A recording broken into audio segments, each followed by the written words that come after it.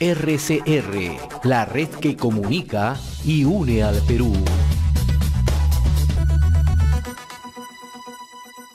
En medio de esta vorágine política, de esta situación de inestabilidad que venimos arrastrando desde hace un tiempo, ¿no? La gran pregunta que surge es cómo se comportan los mercados económicos, los mercados financieros, ¿no? ¿Cuál es el grado de atracción que tiene el Perú para los inversionistas, ¿no? ¿De qué manera el efecto de seguridad jurídica tiene o no una implicancia en la decisión que toman los inversionistas?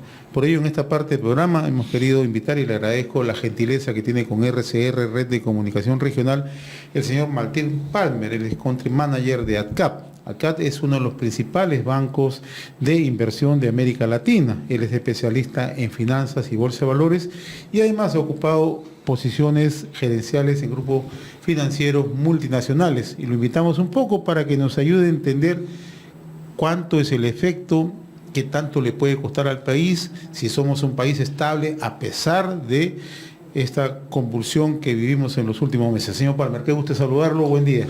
Muchas gracias. Bueno, la pregunta no es fácil de responderla, pero yo empezaría diciendo que la estabilidad jurídica y la estabilidad institucional es vital para el desarrollo de los negocios. Ahora, Perú y en general Latinoamérica en los últimos tiempos, y no solamente los últimos, ya varios años, vive una estabilidad política por diferentes causas. Ahora la corrupción, a raíz de todo este tema de Odebrecht y de Lavallato, ha generado, no solamente en Perú, sino en distintos países, una inestabilidad política, porque ha alcanzado gobiernos, ministros, presidentes en diferentes países, ¿no? Eso ha generado pues definitivamente una inestabilidad que se viene dando, ¿no? En algunos países más que en otros, no necesariamente porque ha habido más corrupción, sino porque se ha evidenciado más o por lo menos se ha avanzado más en el desarrollo de los casos, ¿no? En Perú es uno, creo, de los que está bastante avanzado en esto.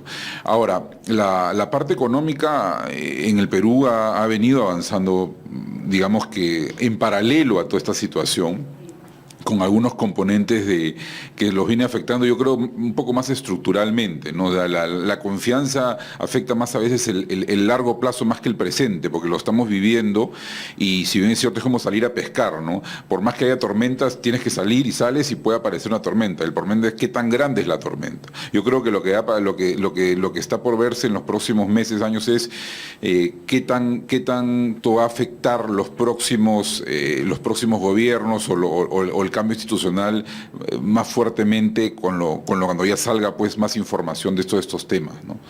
Ahora, lo que usted dice es sumamente interesante. Ayer conversaba justamente con un especialista que decía, 2019 se convierte en un año clave para el país. ¿Por qué? Porque ya es el año de la toma de decisiones hacia adelante, ¿no? Por un lado, ¿no?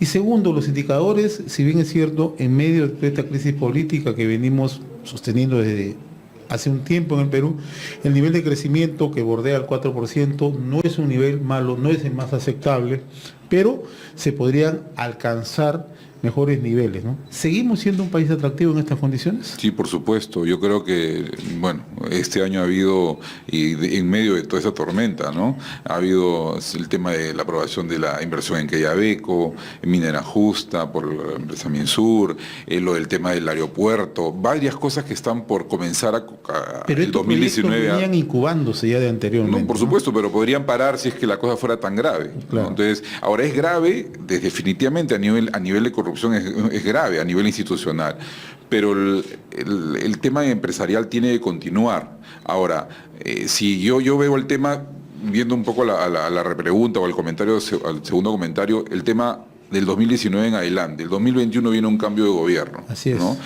En la medida de que ese cambio de gobierno, como ha pasado en anteriores momentos en el Perú, vislumbre una posibilidad de alguien que cambie radicalmente las reglas del juego, o alguien, como se dice a veces, antisistema, eso puede generar un mayor ruido y un mayor freno, ¿no? Yo creo que el 2019, como bien dice, es un año clave para poder determinar esa tendencia, en la medida que van a aparecer probablemente hacia el final del año ya los posibles players en este nuevo cambio de gobierno hacia el 2021, ¿no? Aparte también no hay muchas posibilidades porque la mayoría de los tradicionales están pasando por procesos, ¿no? Entonces ahí viene también la pregunta, ¿quiénes son los que realmente van a comenzar a ser los próximos candidatos a gobernar el país a partir del 2021? Usted forma parte de uno de los principales bancos de inversión en América Latina, ¿no? Y naturalmente, para un inversionista siempre tiene que darle una mirada política y una mirada económica. ¿Qué factores pesan a un inversionista para tomar una determinación en el corto, en el mediano y en el largo plazo? Yo creo que las reglas de juego definitivamente a nivel impositivo, a nivel procedimientos, regulación que tienes para poder llevar a cabo un proyecto o un negocio son vitales, ¿no? No necesariamente las reglas han cambiado tanto, o sea, hay mejoras o no en función a la tendencia de cada gobierno, pero la inestabilidad política propiamente genera un ruido de que, oye, esto puede cambiar, pero no necesariamente cambian. Este año se han incluso flexibilizado algunas cosas, otras no, pero no es que la esencia esté cambiando. Entonces, en la medida que el empresariado comienza a sentir, o el inversionista extranjero, que esto va a ser un cambio muy radical, puede comenzar a frenar. Ahora, no es Perú, viendo el contexto global, no es ajeno a todo esto. O sea, en todos los países pasan cosas, en Latinoamérica está pasando en varios lados. Entonces, definitivamente eso... Pues, si llegamos a un caso extremo como Venezuela, definitivamente cambiaron todas las reglas del juego. Es un tema que vamos a conversar y si estás hablando como otros países de repente que han tenido ciertas coyunturas más complejas, pero lo que le pasa a Perú, Colombia, Brasil, que son temas que estamos, digamos, en este caso estamos hermanados en un proceso similar, porque todo el tema del lavallato y otros más, no creo que eso esté frenando drásticamente el tema. Está exponiendo, sí, las alertas para ver cómo eso termina impactando ya en un cambio o no. Y eso sí es importante ir analizando. Pero en todo momento creo que el empresariado y en general los inversionistas están atentos a cómo esto se está desenvolviendo, definitivamente. ¿La variable corrupción pesa mucho? Pesa mucho definitivamente, porque eso está llevando en este momento yo creo que la corrupción se ha evidenciado que ha habido siempre. Yo creo que ahora lo que pasa es que se ha evidenciado. La tecnología, siempre digo, juega un papel muy importante, ¿no? En todos estos últimos años creo que,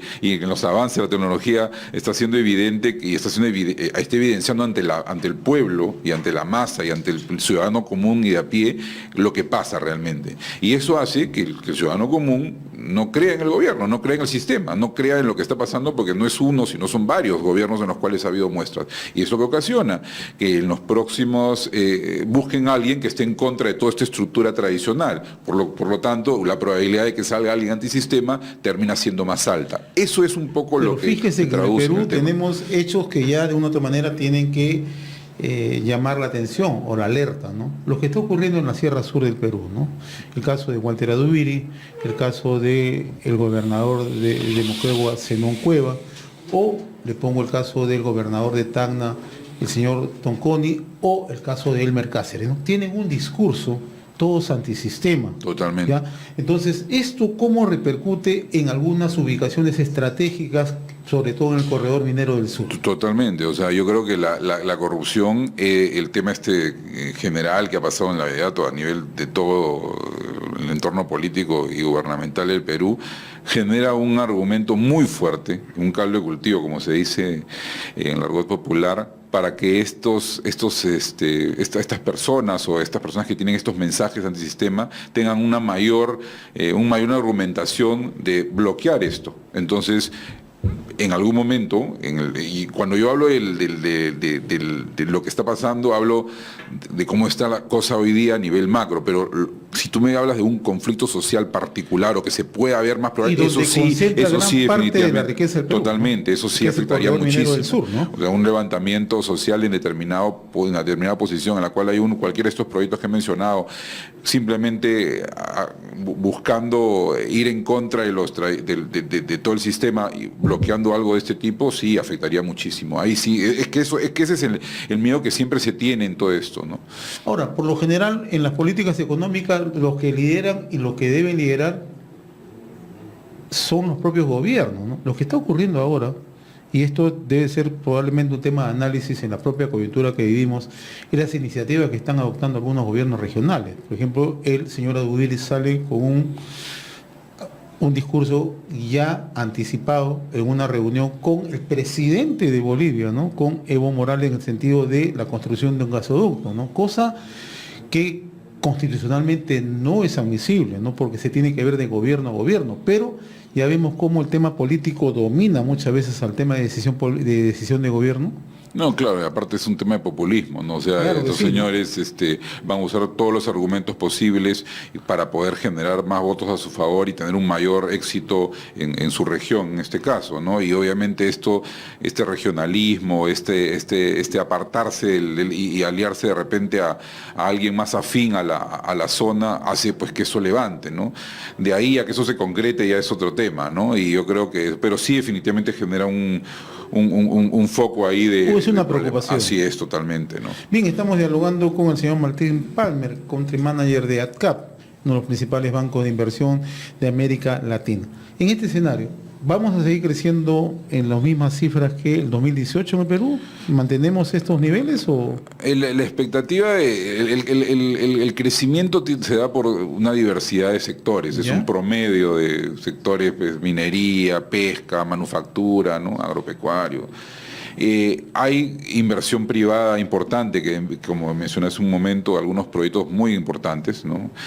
Hay como 16.000 millones de dólares en los proyectos en los próximos años y en 2019 arrancan varios, que deberían, esa inversión privada, generar pues todas las externalidades, y se calcula que eso va a contribuir a que por lo menos el PBI debería estar en los mismos niveles que está este año, ¿no?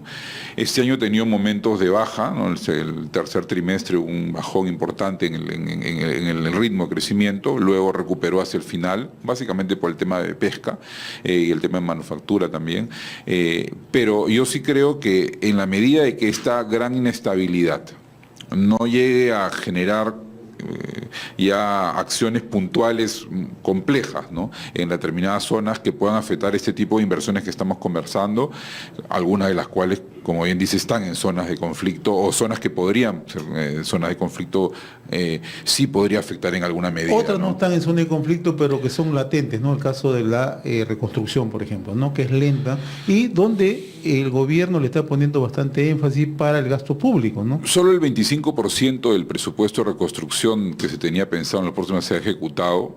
Sí, definitivamente el gobierno hace esfuerzos.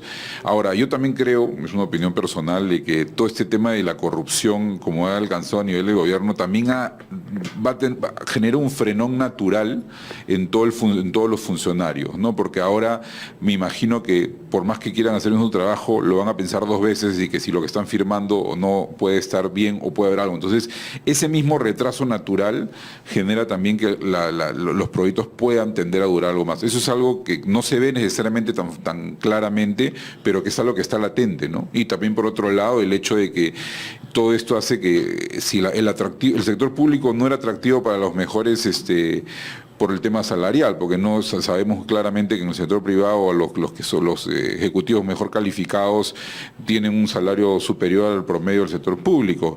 Entonces, si el salario no era el atractivo para que los principales o ejecutivos calificados vayan a puestos importantes, era el hecho de servir y de contribuir, y también un tema de imagen, de hacer algo a nivel... Hoy día, con todo lo que ha pasado, yo creo que definitivamente muchos van a cuestionarse, oye, ¿voy o no voy? Entonces, la posibilidad de generar cuadros competentes y competitivos de aquel futuro, también creo que se puede hacer más difícil por eso, ¿no? Ese es uno de los riesgos, ¿no? Ese es uno de los riesgos, ¿no? Aprovecho la oportunidad para conversar. Mañana, asume, juramenta un nuevo periodo Nicolás Maduro en Venezuela, ¿no? ¿Cómo está observando usted la situación? ¿Hacia dónde va Venezuela en realidad? Venezuela es un caso que probablemente, cuando se tenga que ver la historia en el mundo, Venezuela va a ser el gran laboratorio de análisis, ¿no? Por lo que ha ocurrido en los últimos años y por lo que está ocurriendo, ¿no? En términos económicos, ¿hacia dónde está llevando Maduro a Venezuela? Bueno, definitivamente la situación de Venezuela es lo menos que decir que es una situación grave y crítica, ¿no? Los gobiernos los últimos dos presidentes, más que nada este último, han llevado pues a que a que la inestabilidad se tradujo ya al final en un problema de crisis absoluta, ¿no?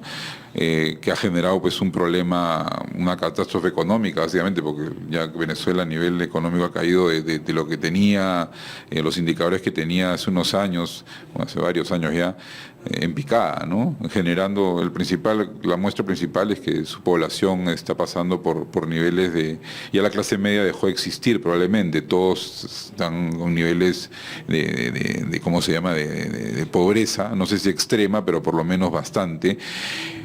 En Perú tenemos, no sé, podemos hacer un censo de lo que está pasando y vamos a encontrar las respuestas en miles de casos, porque hay miles de venezolanos que han venido al Perú y todos te van a decir lo mismo. Entonces no creo que todos estén diciendo mentiras, ¿no? O sea, definitivamente que lo que está pasando y el hecho de que haberse movido profesionales, muchos de ellos calificados, que han tenido que dejar todo por venir a un país, por más que los hemos acogido bastante bien, es otro país, es dejar tu entorno, tu casa, por hacer labores que probablemente ni siquiera eran para las que tú habías estudiado todo, es porque definitivamente la crisis es muy fuerte. ¿Es tan cierto que ella hipotecó toda su riqueza en Venezuela?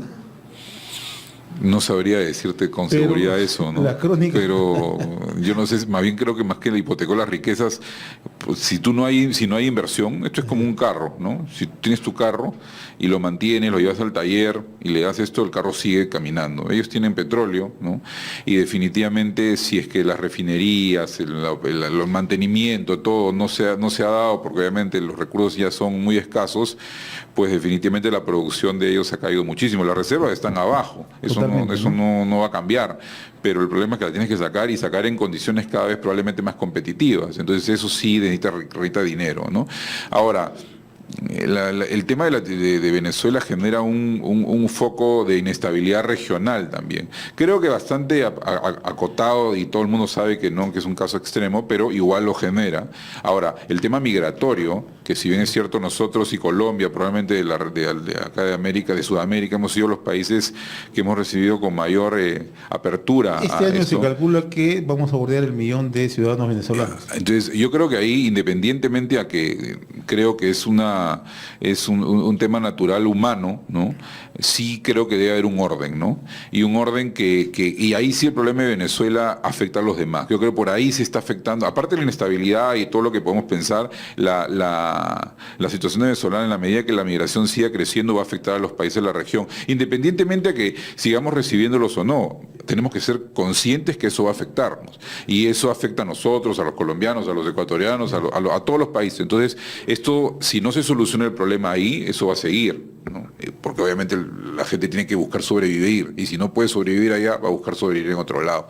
Y eso ocasiona pues un desbalance, ¿no? Entonces, eso de ahí, de oferta laboral y de demanda y de todo eso. Entonces, sí, eso es muy importante, ¿no? 1.000.000 de venezolanos es el casi 0.3% de la población, pero cuánto de la población económicamente activa, y si está concentrada en determinadas ciudades y en determinadas categorías. O sea, no vienen venezolanos, los médicos, los abogados, los economistas que trabajamos en un banco, en un banco de inversión, no es que los venezolanos en masa están viniendo a esos sectores, están viniendo obviamente a sectores en los cuales suplen mano de obra, ¿no? Y se incorporan a la informalidad. Así es. ¿Por qué? Porque obviamente es lo primero que van a tener acceso. Entonces, ¿no? Deberíamos preguntarle a determinados gremios o a todo caso colectivos cómo los está afectando más esto, independientemente de que siga pasando. El orden es muy importante. Yo creo que se tiene que trabajar a nivel de los gobiernos en el orden de este proceso migratorio. Señor Martín Paz, me ha sido sumamente grato conversar con usted. Lo comprometo en una próxima oportunidad a seguir hablando de estos temas, en realidad, ¿no? Para darle una mirada certera a la economía y cuáles son los efectos también que puede tener la política o los sobresaltos políticos en la economía. Muy Muchas agradecido. gracias, encantado. Y estuvo con nosotros el señor Martín Palmer, Country Manager de ADCAT, uno de los principales bancos de inversión en América Latina. RCR, la red que comunica y une al Perú.